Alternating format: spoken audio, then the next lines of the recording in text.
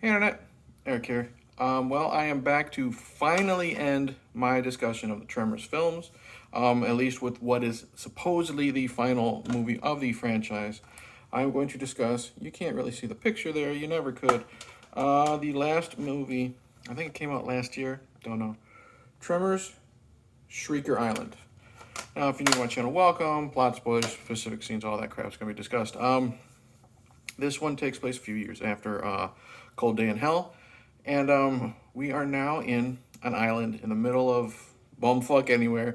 And Richard Brake has has his own private island where people pay him to hunt graboids. And what they don't know to him is they have been genetically enhanced somehow. It doesn't fucking matter. And of course, the group of scientists that are working on that island know about it. They find a dead graboid. They see that something has exploded out of it, and they go off the grid to find Bert and bring him in to help. If this was the last Tremors movie, it ended on such a high note for me. First off, Michael Gross again is fantastic as Bert. I love how we meet him.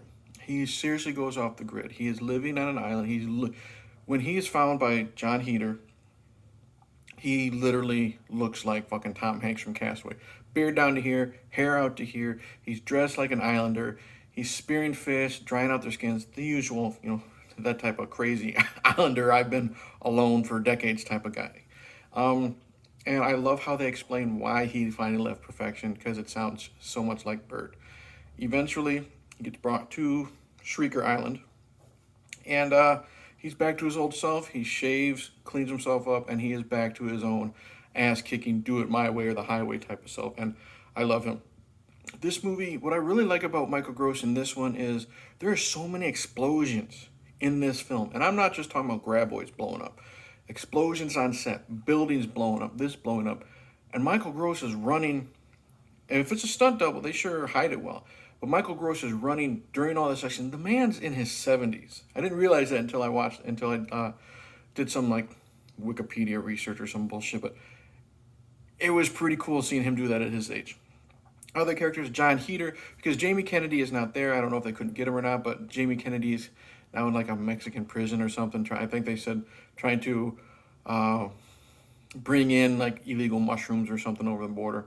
So they replaced him with John Heater, who is just one of the people working on with the scientists.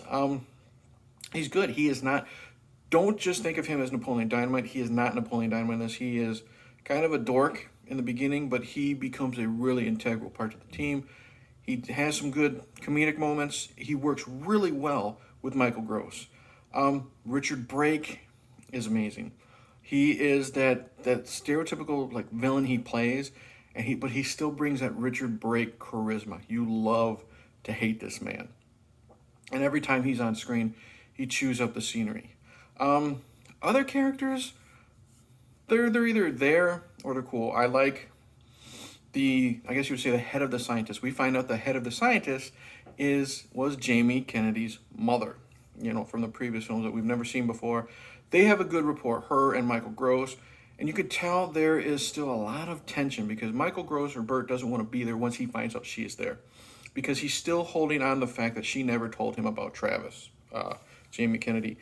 And it's cool that by the end of the movie, in his own Burt Gummer way, they kind of make peace on that, and it's kind of a sweet moment. She's good there. She's there to be smart, to help the group and get in on the action. Loved her. Who else was there? There's a couple people from Richard Brake's crew. You have the only one worth mentioning is the actress who plays I guess you would say the Archer.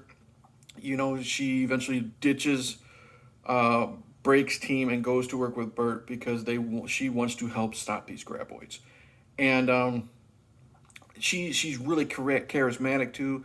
I love the scene where she's with the rich people when they're taking a break from hunting, and she shoots an apple off a guy's head with a bow and arrow while looking behind herself in a mirror. She's really cool and really fun, really badass.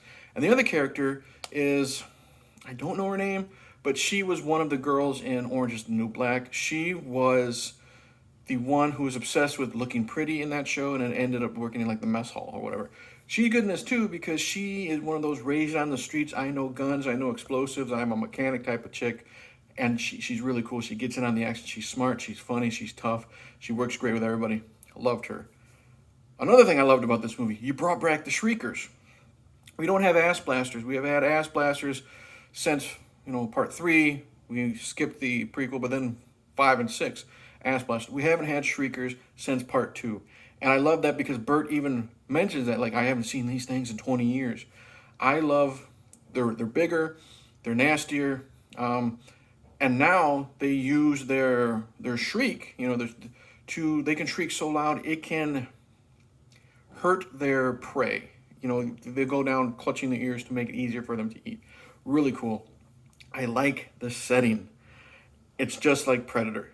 And they even make some nods to Predator in this as well. You have one of the hunters using a fucking minigun.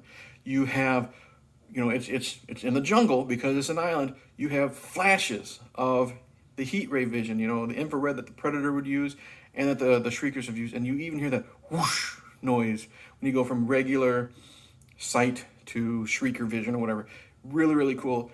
John Heder even makes a mention. He's like, yeah, it's just like the movie Predator. And then Bert looks at him and says, this is not some Hollywood fairy tale. This is real life. Really, really cool. And again, it's nice, not just the Predator, surrounding. It's cool to be in the jungle because, in my opinion, it's more scary, air quotes, because when you're in Perfection, Nevada or whatever, you're out in the open. And even though they're underground, you can kind of see the Graboids coming or an ass blaster coming. In the jungle, you can't see the Shriekers coming. And I like that. Really, really cool. The Gore, the Shriekers get really fucked up in this one. And what I like about this is when Bert gets there, they have no weapons, as in automatic weapons. They have to use chainsaws, machetes, dynamite. We get some chainsawed Shriekers. We get machete Shriekers. We get blown up Shriekers.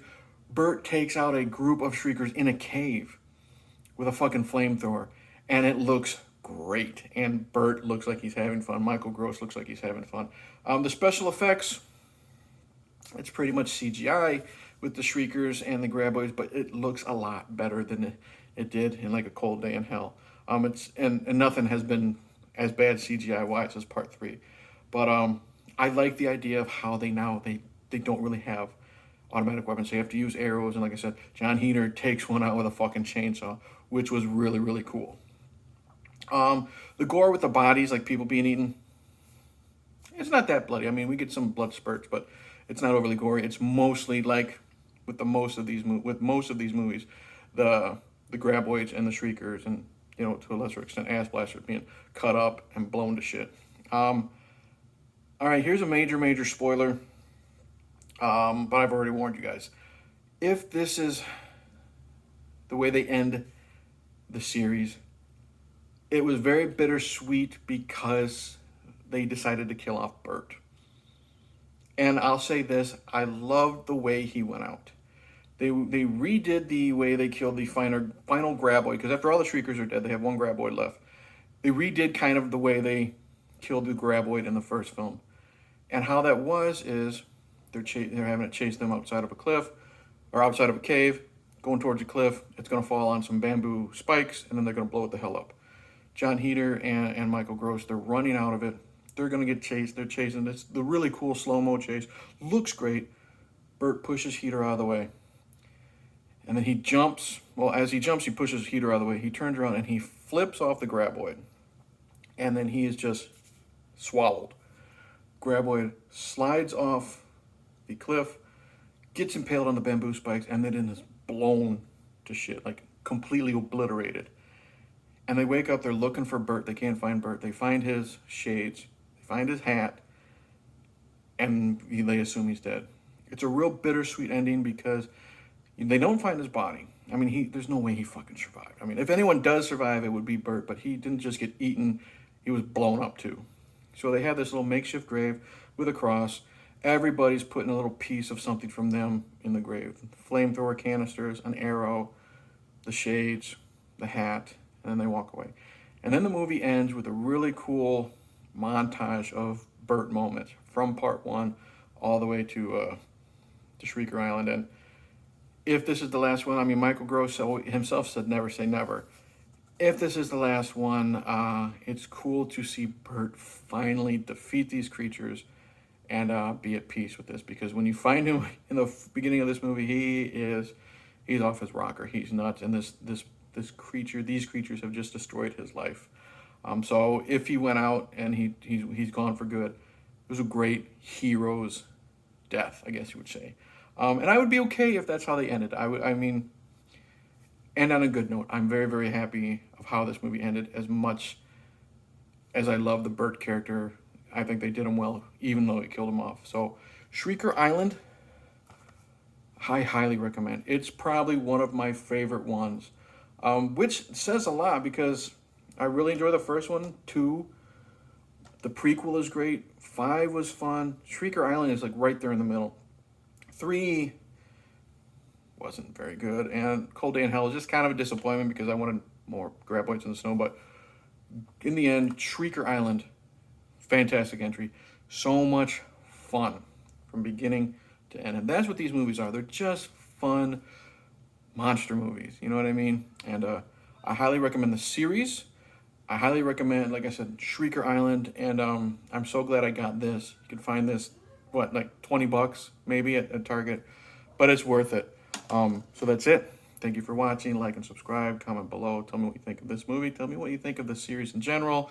Tell me, do you think they did make the right decision with if they made the right decision with Bert? Tell me if you you want Bert to survive somehow or have a fucking twin brother. I don't know. I'm due part 8. I don't want it. That's it. I gotta go. Don't know what else to say, but cheers.